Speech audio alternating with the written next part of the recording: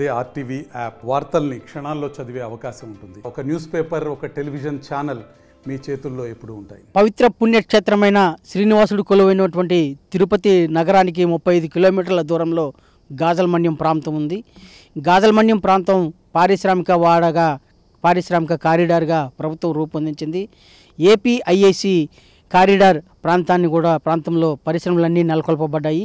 ఈ పరిశ్రమలో కొలువైనటువంటి ప్రాంతంలో మట్టి ఖనిజ సంపద దోపిడీకి గురవుతూ ఉంది. ఆ ప్రాంతాన్ని ఇప్పుడు మనం పరిశీలిద్దాం.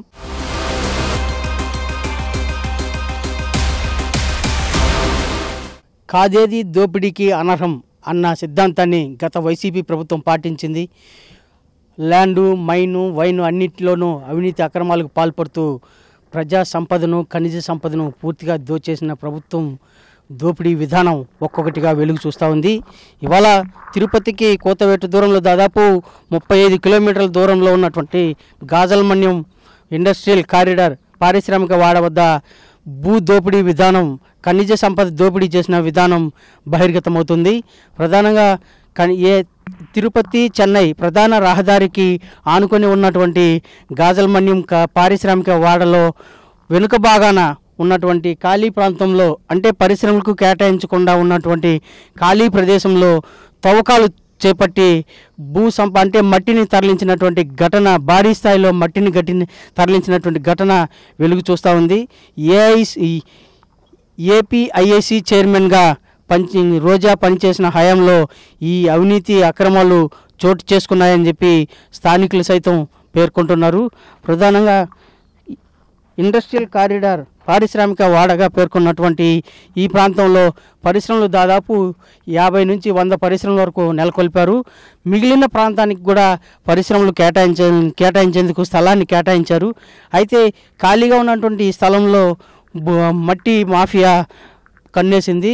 ఈ నేపథ్యంలోనే ఈ ఖాళీ ప్రదేశంలో ఉన్నటువంటి ప్రాంతాన్ని అన్నింటినీ కూడా తవ్వేసి పెద్ద పెద్ద గుంతలుగా తవ్వి జేసీబీల ద్వారా తవ్వి మట్టిని తరలించారు. దీంతోనే ఈ ప్రాంతం అంతా కూడా తీవ్ర పెద్ద లోయగా ఏర్పడింది. ఈ 1000 plus faculty, 600 plus PhD, industry driven skilling. KL deemed to be university. భవిష్యత్తులో ఈ ప్రాంతంలో పరిశ్రమకు కేటాయించాలన్నా కూడా పరిశ్రమలు ఏర్పాటు చేసుకునే పరిస్థితి అయితే ఇక్కడ అంతగా కనిపించలేదు.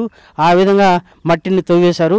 అలాగే ఈ మట్టి బంకమట్టి కావడంతో మరింత డిమాండ్ ఉంది. ఈ మట్టిని తరలించేందుకు జేసీబీల ద్వారా లారీలు పెట్టి, ప్రొక్లైనర్ ద్వారా లారీలు పెట్టి తరలించారు.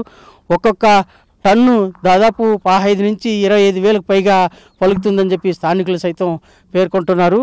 అలాగే రోజు నిత్యం తవ్వకాలు జరుగుతున్న క్రమంలోనే ఇవాళ వర్షం పడుతుందని భావించి గత 2 రోజుల నుంచి వాతావరణ సూచనల మేరకు ఈ తవ్వకాలను ఆపేసినట్టుగా తెలుస్తూ ఉంది. ఈ మట్టి అధికంగా డిమాండ్ పలకడానికి ప్రధాన కారణం సిమెంటుతో పాటు కాంక్రీట్ నిర్మాణాలకు ఉపయోగిస్తారు. ఇసుక, ఈ మట్టి, సిమెంటు కలిపి ఉపయోగించడం వల్ల కాంక్రీట్ పటిష్టంగా ఉంటుంది. దీనికని భావించి నిర్మాణ రంగంలో ఈ మట్టిని అధికంగా వినియోగిస్తారు. దీని కారణంగానే ఈ మట్టికి ఇంత డిమాండ్ ఉంది. అదే కాకుండా ఈ ప్రాంతంలో పూర్తిగా తవ్వడంతో జీవరాశులు, అంటే పక్షులు గూడుగట్టున్నటువంటి సంఘటనలు, పక్షులు సైతం చనిపోయినటువంటి ఘటనలు చాలా చోటు చేసుకుంటున్నాయి. ఇలాంటి ప్రకృతిని దోపిడీ చేస్తూ, ఖనిజ సంపదను దోపిడీ చేస్తూ ప్రజా సంపదను పూర్తిగా కొల్లగొడుతున్నటువంటి గత ప్రభుత్వ తీరును ప్రజలు ప్రశ్నిస్తున్నారు. ఇలాంటి అక్రమాల మీద విచారణ చేపట్టి ఇందుకు కారకులైన వారి మీద చర్యలు తీసుకోవాలని చెప్పి స్థానికులు సైతం విజ్ఞప్తి చేస్తున్నారు. వీడియో జర్నలిస్ట్ మణితో రవి, RTV తిరుపతి. మరిన్ని వీడియోస్ కోసం ఛానల్ ని సబ్స్క్రైబ్ చేయండి. లేటెస్ట్ అప్డేట్స్ కోసం వాట్సాప్ ఛానల్ ని ఫాలో చేయండి. అండ్ లింక్ డిస్క్రిప్షన్ లో ఉంది.